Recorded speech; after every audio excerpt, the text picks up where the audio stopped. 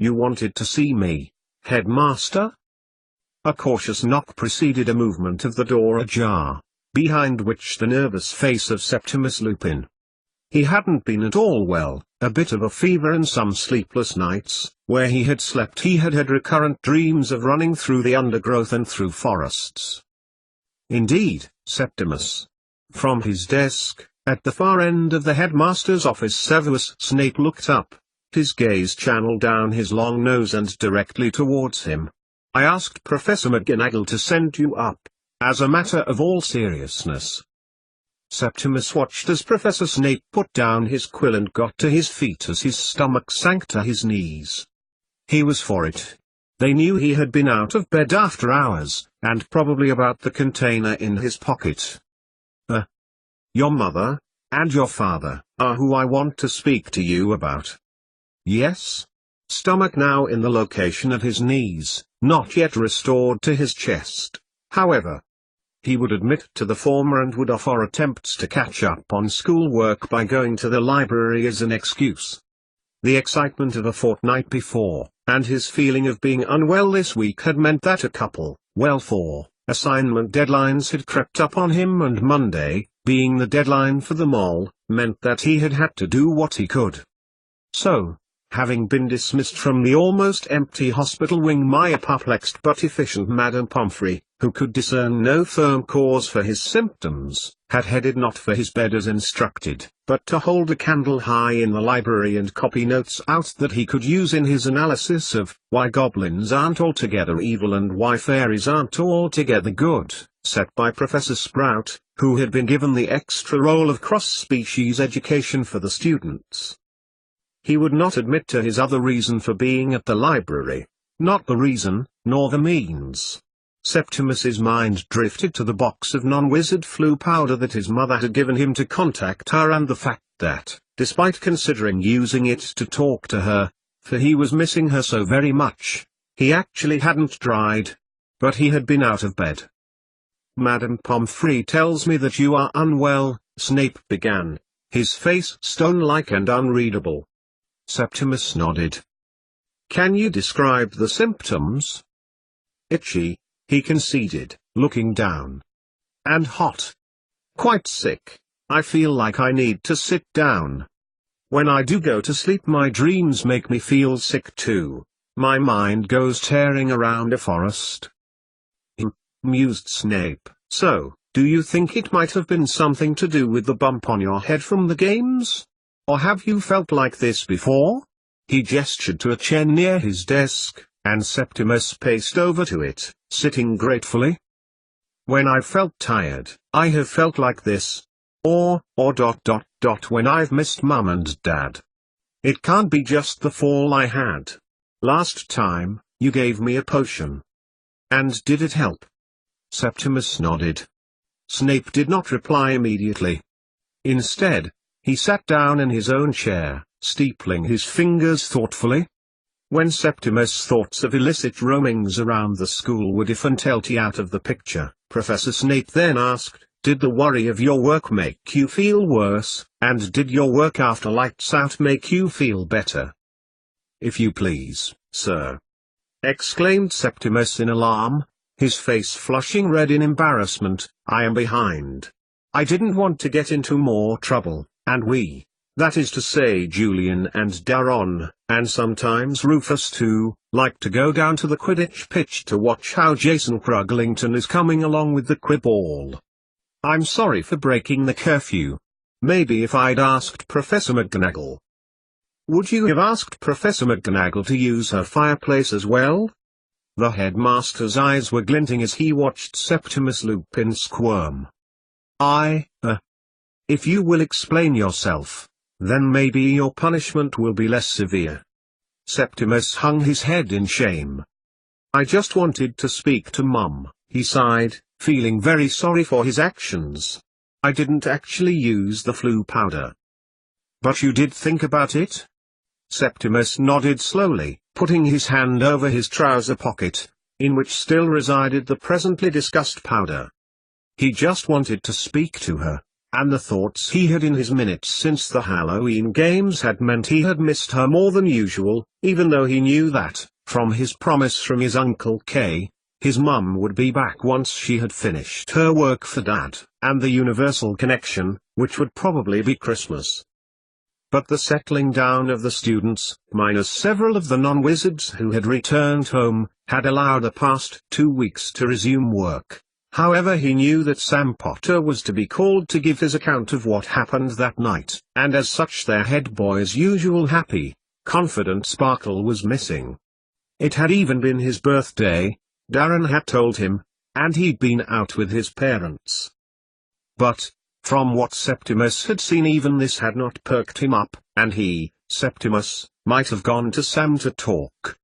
He knew what this appearance meant to Sam, who wanted the internship position so badly at the ministry, might now lose out. He also, through no fault of his own, admittedly, did not have his lightning shot, that expensive, unique broomstick that his mother had bought from Diagonui as a gift for starting school. Despite in no way having been the cause of it being turned into fiery shards of splintered wood from what had appeared to be caused by Sam Potter at the games, perhaps another reason he had looked so glum. The older boy could hardly bear to look at him when he had been brought with his parents to Septimus's bedside and had apologized, his parents reinforcing this apologetically with vigor. And the deadlines were piling up, not just for first years. Hardly any time was free to think about or play Quidditch, or Quibball. Rufus's mum's demonstration had been enough to convince the students that it was a good idea, and even some of the wizards who were mad for football took the non-flying positions. Cruglington, who had embraced the game wholeheartedly, had had many an argument with Madame Hooch, who had been getting a little terse as the newly formed Quibball team vying for pitch time over Quidditch, so even a potentially positive addition from the games was the talk of the school. As his mind pictured the scene from the games with the professional footballers booting the ball high to the players on brooms, the whole event, in its entirety, came back to him. Then he realized Snape was staring at him. The Halloween games showed only a fraction of the capabilities of some wizards who will stop at nothing to get their point across. Do you know the reason why you cannot contact your mum, Septimus? The flu powder doesn't work? He had suspected that this was probably true. Mum said it had been stored at his grandfather's house near Helvellyn, in Cumbria, in a salt-lined box which, she said, would be to keep out the moisture. Since she had given it to him, he had not continued the precaution. Did you try? Septimus shook his head. Snape nodded his as he took his hands from the table, and got to his feet. You see, saying you were behind is one thing, it's excusable. And your head of house could negotiate on your behalf for extra time, and you would be expected to use the time in her company, rather than being tempted to wander around the school. Yes, sir. And what about for trying to use the flu when he clearly shouldn't have been, whilst out of bed when he shouldn't? Septimus, Snape continued, beginning to pace around at the back of his desk. Do you know why Pensieves are now disallowed at this school? Because of communication, Professor. A Pensieve was used to transmit a conjurist message at the games. An alleged conjurist message, Snape added, evenly. And, what does the copy of the Daily Prophet tell the students in Gryffindor House about the events directly after the attack here? Septimus swallowed. He was not by nature a liar, however he had been known to manipulate the truth by omission. But the headmaster had asked him a direct question and he knew he must answer truthfully. But therein lay the dilemma, one which would truly drop Sean Finnegan into a heap of trouble. It says that lots of houses had glass broken, and there were threats spoken above their houses. He could feel his heart beating through his shirt, and his robe as he sat there, making a big mental note to himself that he would do his best to make it up to the lad. When Snape did not reply immediately, Septimus pressed, Is that what happened, Professor? Indeed it did, confirmed Snape, then commanded Septimus to turn out his pocket switch. After his start at the change in Snape's manner, he obeyed. the tin containing the green flu powder was duly presented. You know why pensieves are banned. So can you not also think why the flu communication network is also restricted? Should any messages, however innocent, be transmitted, this may prove a way in for those wizards who oppose justice, who seek out any means to disrupt the legal and moral running of this school, and of this country.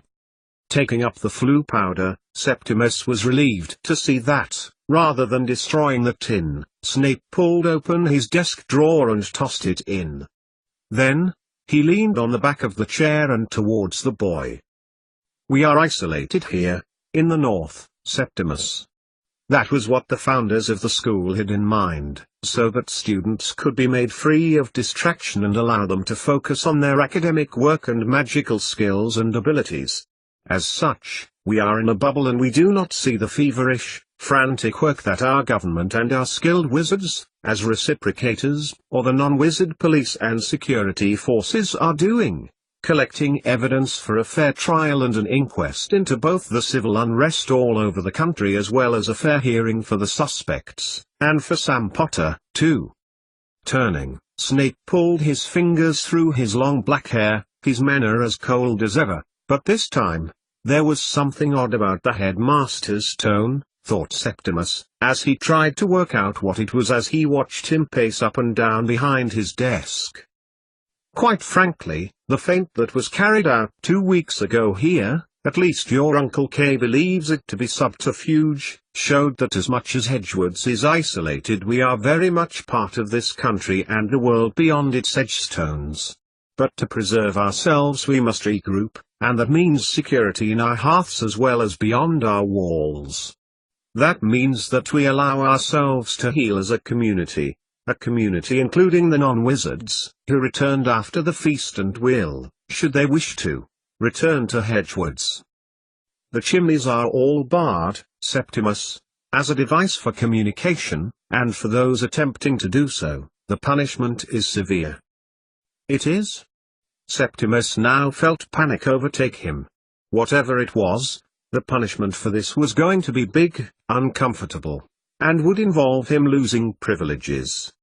"Sir, I am truly sorry," Septimus began, but instead of being allowed to finish, Snape waved his hand towards him, indicated he hadn't finished.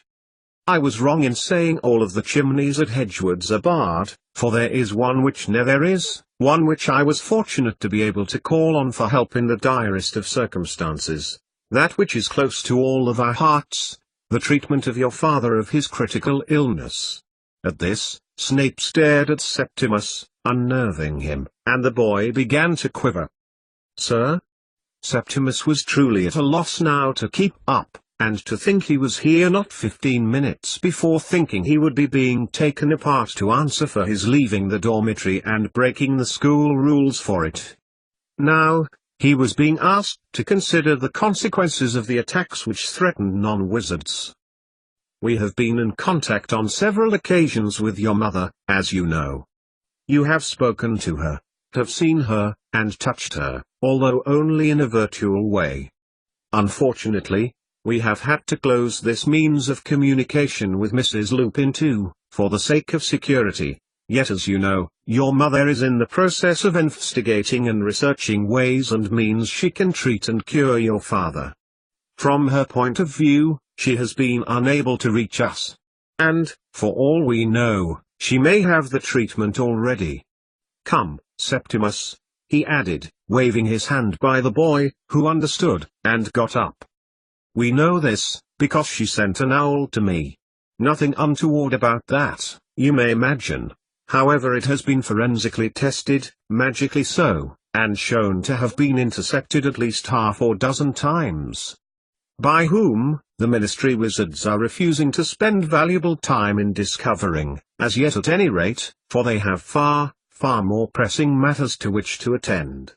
But what we do know is that no communication is safe and that our positions are tenuous, and tentative, and what is and what isn't shared, at what particular time, could mean the difference between success on 30th November, when the government puts the case to Minister Malfoy at the White and Gam Tor, ultimately our country being overrun with extremist conjurists, going about unchecked, having raced past our security because of our poor defenses.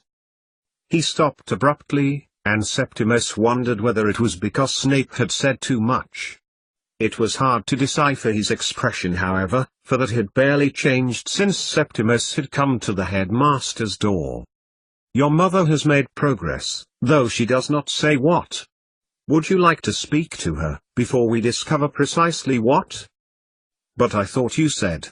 Septimus's voice trailed off as he looked, astonished, first at Snape and then towards the fireplace.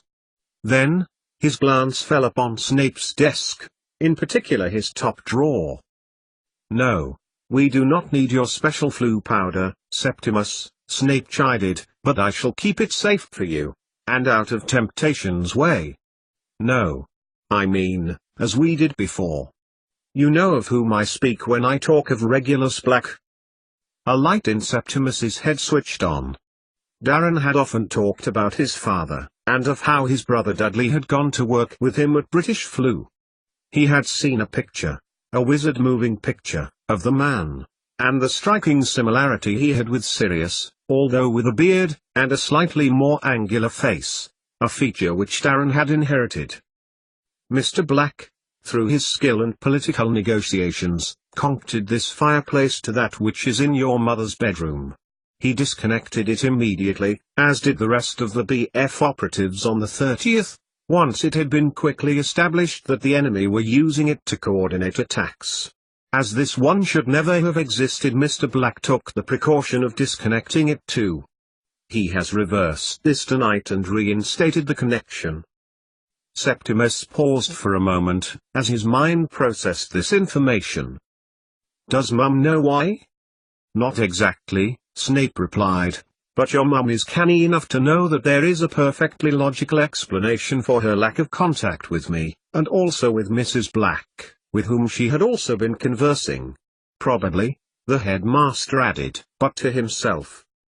The connection took seconds to operate, and Septimus was soon looking at a view of nothing much other than large flagstones. They waited a good few minutes before Snape took up his wand and pressed it to the interface. "This will cause a couple of sparks, and a lasting glow," he explained, "so your mum at least will know that the connection is restored." Septimus was going to ask if he could return at another time to speak to Mum, if they didn't, as it looked as if they weren't going to get hold of her, but then a crackle in the large hearth beneath the headmaster portraits told them that the connection was mutual. Severus. Cecilia's face appeared into view, and she looked as Septimus often remembered her to be when she was excited, lit up and buzzing with things to say. "I've been trying to get this bloody fireplace to connect with yours for weeks. What's gone on?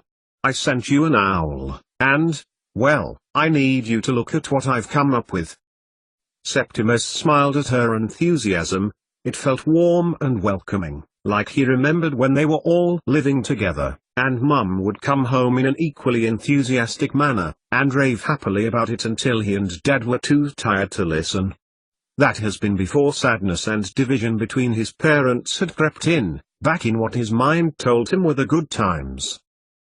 "Good evening, Cecilia," Snape replied. "I have Septimus with me," he added, so as to warn her to edit what she might otherwise have told him. "What have you come up with?" "Remus's potion. Or the theory behind it, at any rate. I need you to run your eye over it, and check for mistakes. There's bound to be a few. It just all came together one night and, well." Cecilia's voice trailed off, her eyes searching the view her end, before fixing on Septimus. "And how are you, darling? Not in trouble, I hope?" Septimus glanced uneasily at Snape. He was in trouble, to some extent at least. How much would he tell his mother? "No, just a reassuring chat, and a talk to you, Cecilia," Snape replied, on Septimus's behalf, and the boy felt his chest deflate and he stopped holding his breath.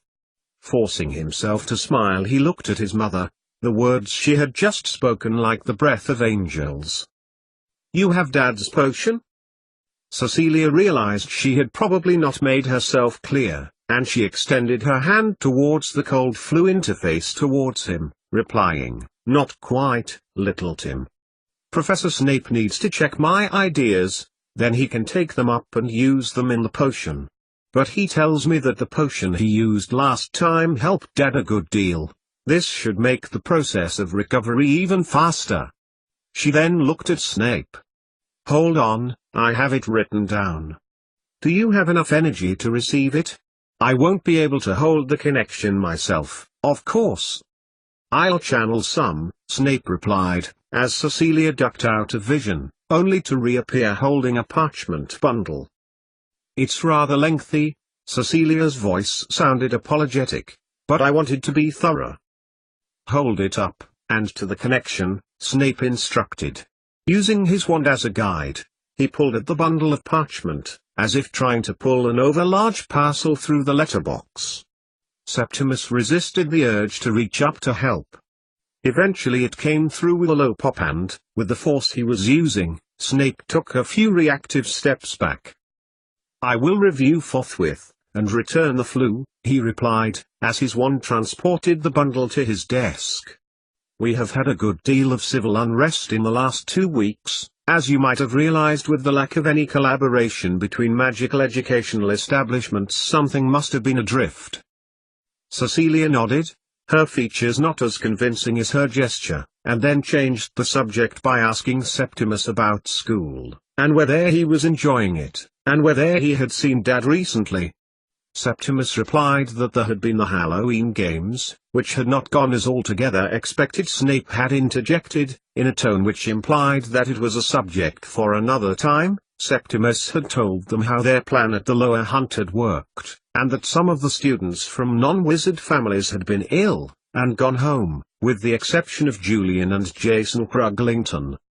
Julian said he had asked his mum and dad if I could spend some time with them at Christmas. Septimus continued, his turn to get excited by the future. "Would that be okay, Mum? I know you'll be coming home, so I wanted to ask you as soon as I could." "Of course, my darling, as long as Mr. and Mrs. Stone don't mind." And in her own mind she added, "I'll try to make that the day I see Petunia, otherwise I'll just want you all for myself, little Tim." And then, with a flu nudge and a promise to speak soon, Cecilia Lupin's connection with Severus Snape's fireplace was disconnected. Septimus looked at Snape, his eyes happier than he'd seen the lad in ages. "Is it true then, that Mum's work will help you make a cure for Dad?" "It should put us in the right direction." "Yes," agreed Snape. "Were it not for your uncle's security measures I would have her working beside me on this.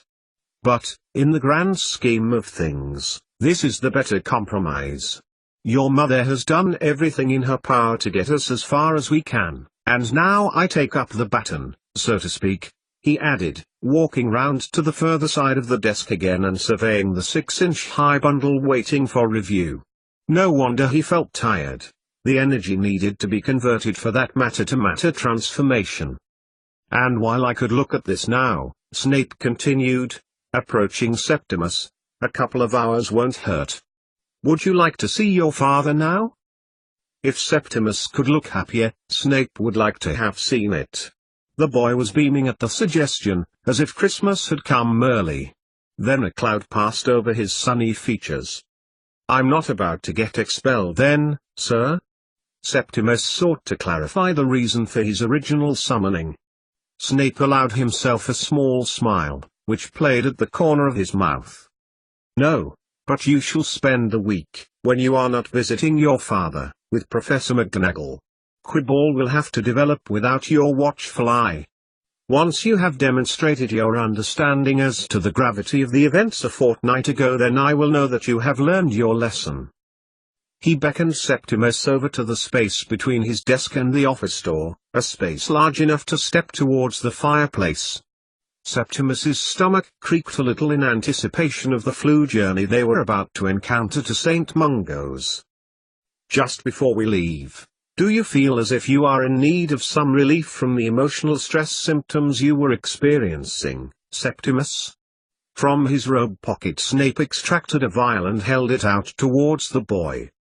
Septimus looked at it. The octagonal shape of the vial's facets, its indigo liquid like ink, as before. He shook his head. "If they return, please come back, Septimus. You can change your mind anytime." On the cold, flagstone floor before the fireplace, Cecilia sat, still and quiet, listening to her mind. It was relieved of its burden. As such, anxiety, tension, worry and impatience were now falling from her like a snake shedding its skin, or wax melting, and she felt a flood of refreshment flow over her. He heard her work. She is relieved. And Septimus knew too that she had given her research, thorough and conscientious as it was, to the one wizard on the planet who had the ability to take their hypothesis and turn it into an efficable potion, one which would ultimately save her husband from the ravages of vampirism. As she listened, Cecilia could visualize the days ahead, the weekend, where a lot of good planning is done, and the week was more or less navigable too, for now she could plan for the moment Snape recommenced his work, and brought with him his part of the shared research dialogue. Much could be achieved. Cecilia smiled. 88,888,888. Septimus Lupin held his father's hand. Much of that Saturday evening had felt unexpected, and this was no exception. When the fire dimmed in the large, headmaster fireplace, he expected to be returning to Gryffindor or common room, or worse, be escorted in the direction of Professor McGonagall and be detained with her while he completed his outstanding work. He expected her well-practiced, hot stare to be making him feel thoroughly ashamed of himself for breaking the common room curfew. Instead, Professor Snape, having invited him to sit down, and had spent no more than 5 minutes reading the work that his mother had sent, invited him to hold fast before they disapparated to St. Mungo's.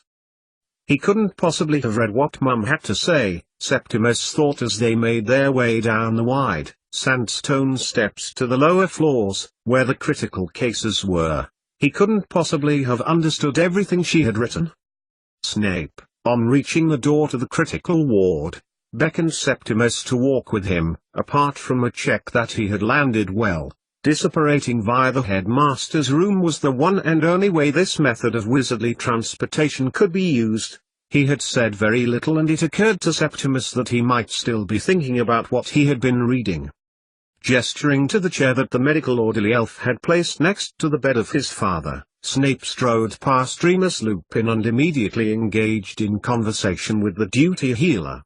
Septimus, however, sat as invited, and looked at his dad.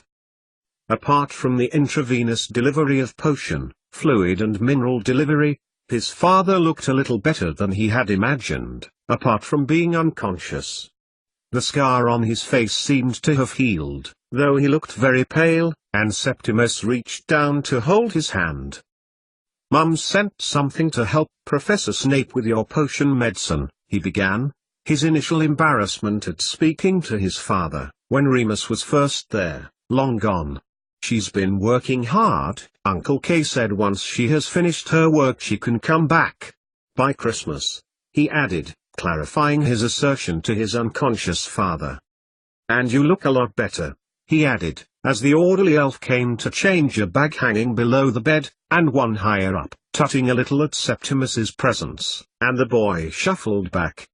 "All these people," muttered the orderly elf, as he busied himself, in the manner of all elves everywhere. "They don't come to help ... No." He continued muttering as he added a bag labeled saline to the metal hooks that were adjacent the bed. "Can I help?" asked Septimus, trying to be helpful, but the elf merely pushed past him and continued with his duties. "Is my father better?" he asked again, and this time the elf stopped, glaring at him. "He is ... different to when he was here before," the elf conceded, more still. "Do you think he will get better?" Septimus knew that he had said the wrong thing when the elf screamed, "I do not know. People visit, they ask, they sit, they hold hand." The elf looked at Septimus and across to his father's limp limb. "They wish for what is not." "What is not?" asked Septimus, feeling a chill surround him, more so than the frigid temperature that the hospital ward usually fostered. "Do you mean?" "I mean," said the elf, "what I say. All who visit this patient, that patient, wish what is not and want to know when the not will change to better." "Who visits him?" asked Septimus, changing tack. He didn't want to make the elf angry, and draw that to Professor Snape's attention. He didn't want to be told he couldn't visit. "Lots of people," the elf continued, in now calmer voice. "The big wizard, who talks with Healer. The witch who sits. The wizard who talks. All want what is not." Septimus understood. Like him, his father's visitors came to hope that he was better and would soon be well. To the elf this probably felt as if people were trying to change the present state of Remus Lupin. He was about to ask if the elf thought his father had made progress, but the sight of Professor Snape in the corner of his eye walking back with the Healer made him change his mind. The elf, having done his job, melted away behind the screen, and to another patient. "You have seen that your father looks a little different to the last time you came, Septimus Lupin?" The Healer smiled as the boy nodded. Snape, on the other hand, sniffed quickly and loudly, saying nothing. "If you please, madam," Septimus's voice asserted his question.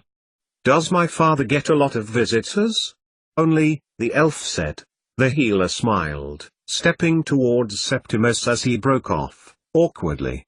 "Please," he added, "what can you tell me about my father?" "Well," replied the Healer, "that you have asked. Your father has made a little progress. However, we are yet to know whether what we can do would help him, or whether anything we do will help." Septimus stared back, as she continued, "It's never been tested before, Septimus Lupin.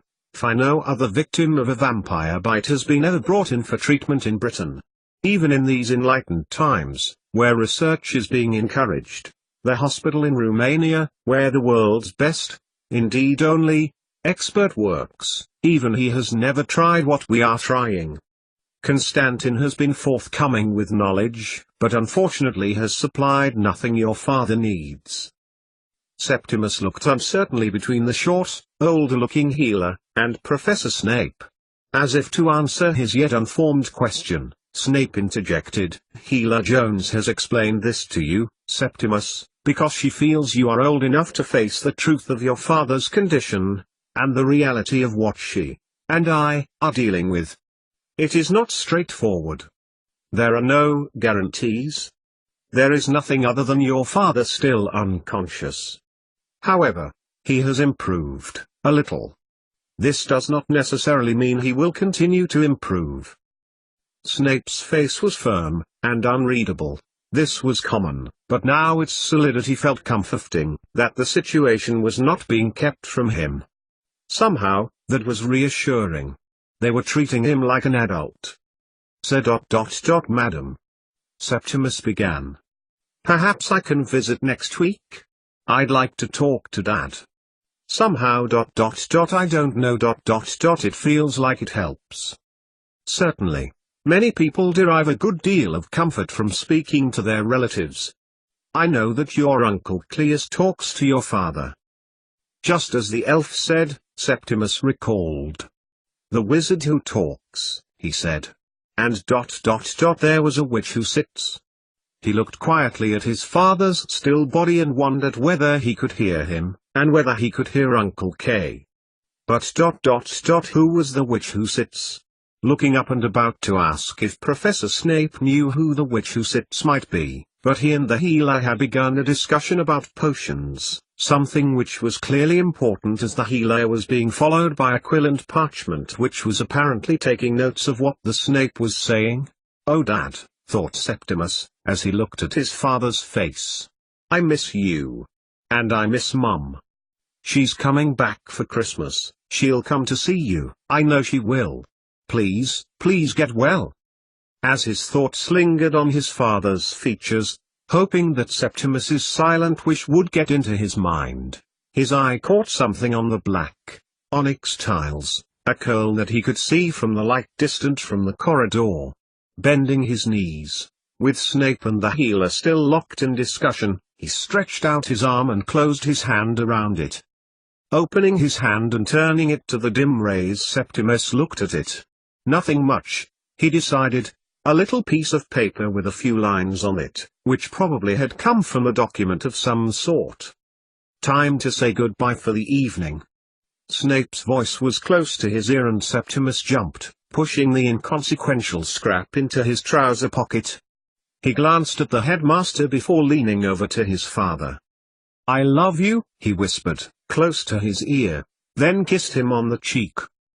Following Severus Snape, Septimus glanced back to his father's bed, allowing the spark of optimism to smolder. This felt like a good thing, their visit. Mum had helped. The healer had listened. Even the elf had reassured him that his dad was not alone between his own visits.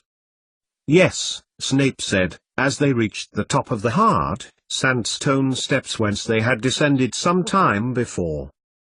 "Yes, sir?" "Yes," he repeated. "You may visit more often." He leaned closer to Septimus, his breath close to his ear. "Your mother has an uncanny way of getting things right, and I have an uncanny way of interpreting them magically. However," he pulled away, "you must not get your hopes up. We do not know when, or if, my adjustments will work." Septimus nodded as the Hedgewood's head teacher grasped him close, which reduced the effects of traveling fourth-dimensionally via disapparation. 88,888,888. As she has hoped, Cecilia's week was going remarkably smoothly. Rather than having been focused on Remus's potion, and an embodiment of the universal link in the context of old magic that accompanied the hypothesis, Cecilia found that she could at least plan for her lessons, and not be so exhausted as not to deliver them effectively. Ragnhild seemed to have regressed a little inside herself. She was rarely to be found inside her classroom. However, Cecilia had had what seemed to be a positive conversation with the dead history teacher. Was it a prerequisite of the role, she wondered, about the history of Durmstrang? It turned out that, at around the same time as the Hedgewoods founders were uniting the school, as was Durmstrang, in its own way, isolating itself. According to many eyewitness accounts, although some could be forgiven for counting just how many eyes the witnesses had, the Durmstrang Institute had decided that it was too good for the likes of Valberg, an already sparsely populated town, and off it went, floating on the breeze, until it found a solid rock far away from ever a form of Norwegian, indeed Scandinavian, town or village. That had amused her, and that good humor had carried her into her lessons, and made them less tiresome, and more energized. The students, by contrast, were under a good deal of pressure, for shortly before the Christmas holiday, a holiday more for staff teaching lessons, rather than in abstention of learning, so many of them crowding as they did so into the library or common rooms to continue with their labors. And there was also a feeling of guilt at the wrong she had caused to Linveld Halen. Elusive as he usually was, she had deliberately avoided him the week before, her breakthrough, attributing his kindly gesture to something more in her mind. Was she really so unhinged as she sought the link between old magic and energy? It had seemed nothing more than an academic exercise in the end, as she had postulated the workings of vampirism and Remus's potion. Was it good enough for Callias? Her view of Professor Halen certainly had been prime examples of her emphasizing and enlarging those incidents she felt uneasy about, which were not under her control. It was what happened when she was under pressure. Well, thought Cecilia, after a long evening session on electrochemistry to a group of fifth-year students, it would have to be, unless Snape could see otherwise, that was the connection. Old magic was the ability to interact to greater or lesser extent to the surroundings, and as such mythology, ritual and social importance had been attributed to it. It was a little like religious significance and dogma being attached to natural phenomena. Now, as she considered what the next job that was that evening, and whether she should risk trying to use her fireplace that evening to speak to Snape, or to Petunia, the face of the aforementioned wizard appeared in her mind's eye. Her perception of him would be all very well if she hadn't ignored him, and avoided him to the point of rudeness over this past fortnight, just because she'd been annoyed, aggravated, and had blown things out of proportion. She had indeed been rude in her manners. Perhaps she should have listened to Ragnhild's advice earlier on. After all, if she wasn't going to heed her truth-teller friend, which, in her heart of hearts Cecilia knew would have been the right thing to follow, then she'd end up causing difficulties for herself which were avoidable. And here was the Cecilia knew herself to be stubborn. Self-protectionism had been her area of doubt, because she had felt the feelings that she had, and didn't want to feel them again. If she was found to be working here under false pretenses and working to help Remus, then there might be more at stake than just her life, or indeed that of her family. No. She couldn't fool herself with that. She chided her brain, as she pushed through to the staircase that would take her back down to her room. Maybe to Ragnhild, but even she could see through Cecilia. What was it about Lindvelhalen that made her defensive, and yet intrigued by the wizard? Certainly he was highly intelligent and gifted in his specialism, but then, so was Severus Snape, and he had never invoked such strong responses in her.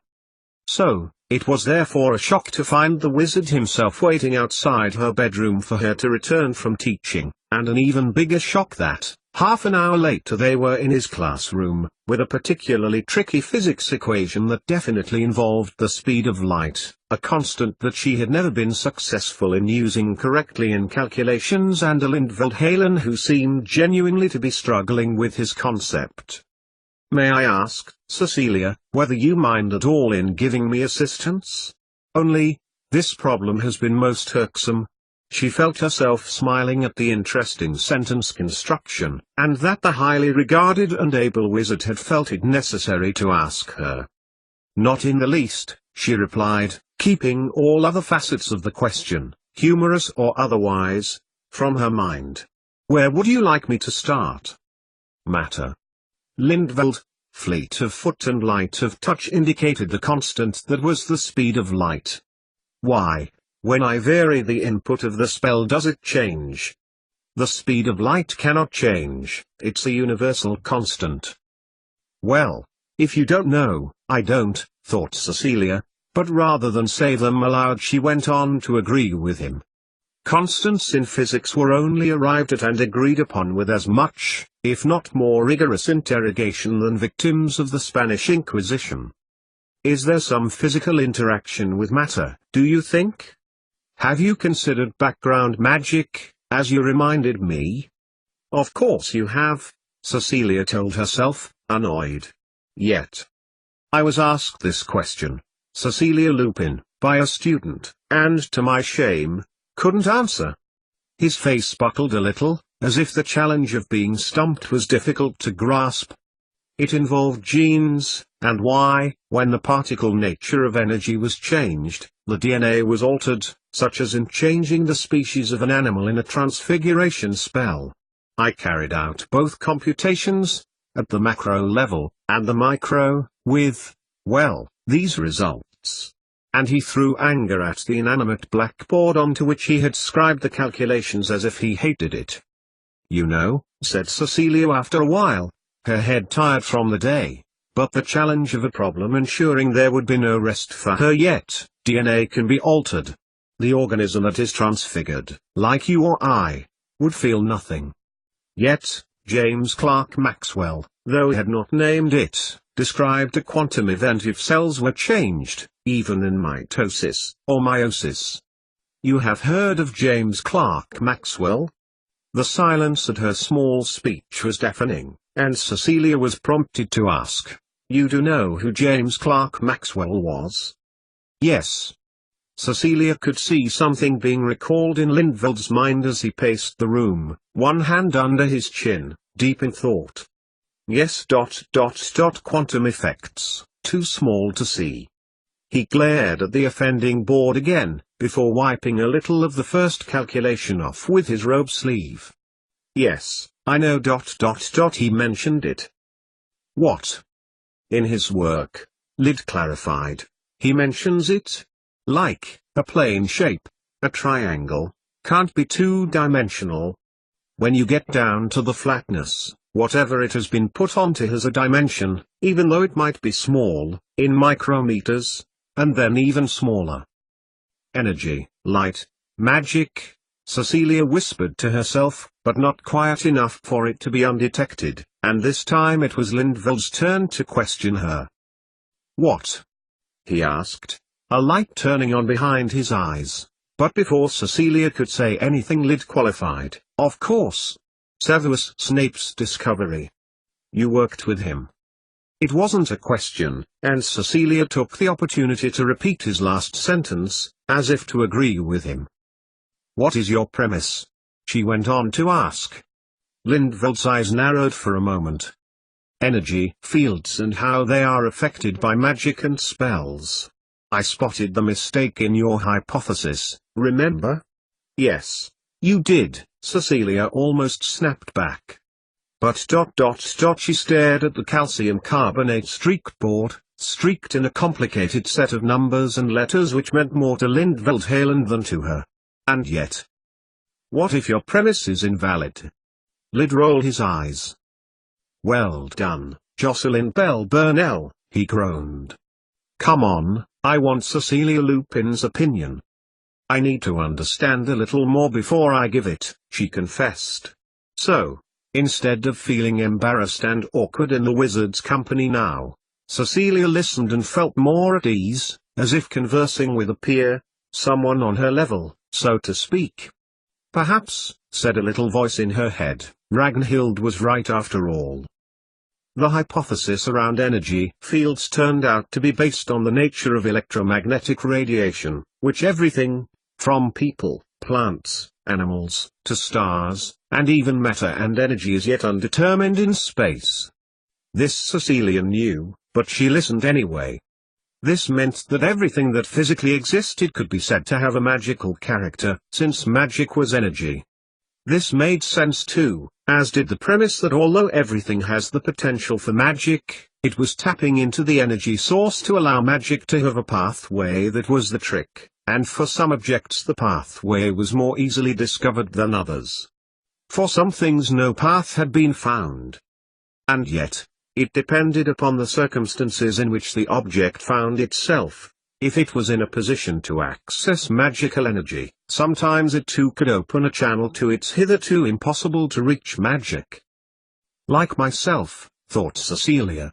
In a magical environment she was able to do magic, of a kind, a pathetic excuse compared to some, but better than nothing.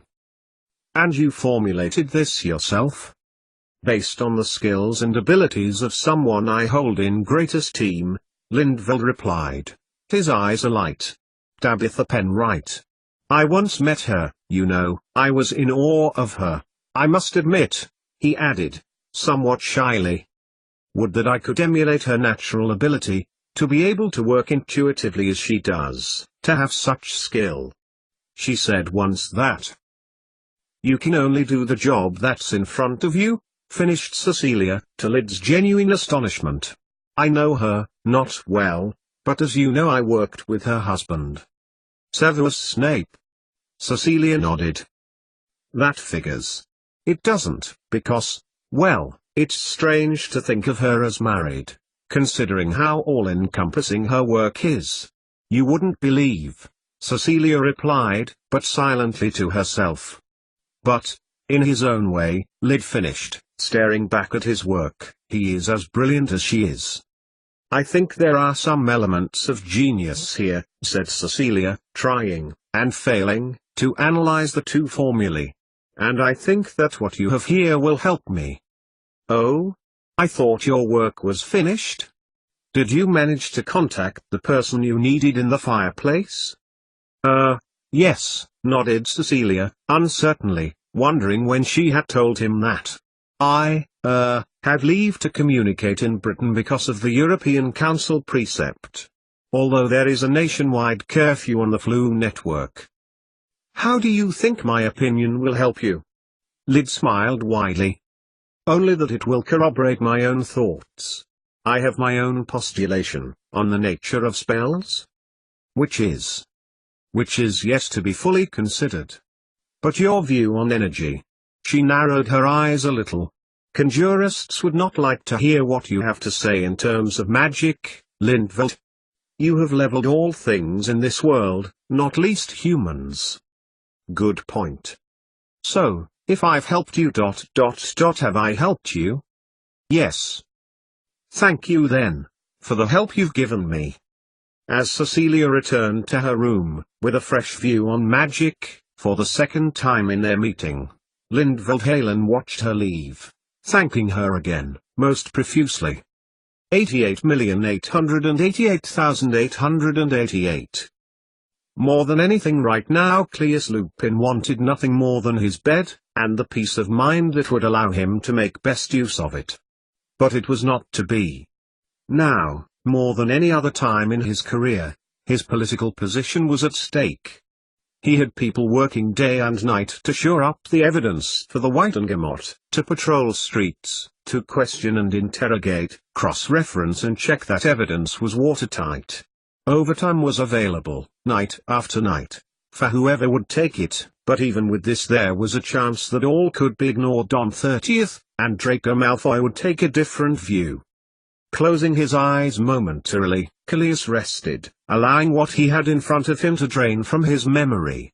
There is a hope she has done it, he told himself, focusing on his brother now, and the breakthrough that Severus Snape had told him was what was needed. It had legs, which was more than could be said about him right now. She has done everything we asked of her. Snape's words echoed in his now emptying mind. Indeed, Cleus had replied, when the two wizards had spoken via the flue that evening, she is to return home. There had been a pause. Snape knew Cleus of old. You surely cannot expect to keep her there, her work is sound and I have adjusted Remus's potion accordingly, and he seems to be responding to it. Merlin, we are blessed.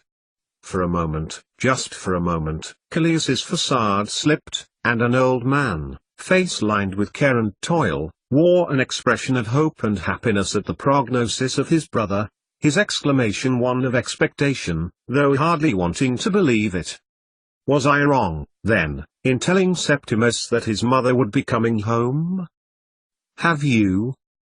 Not yet. There is still much we need to do. But I cannot see any reason to justify keeping her away from her son. Indeed, Cleus had conceded. There is none. She can return at Christmas, as promised. He will be glad indeed to hear that. She is the least of my worries tonight, thought Cleus, as he returned to his desk, nodding as post-imp after post-imp brought him returned legal documents from his colleagues around the ministry. He scrutinized what was in his hand, a triply eyewitnessed account of a conjurist attack near Manchester ... by none other than a Jacob Swales. Wearily, he placed the document on the pile-marked notes for the prosecution.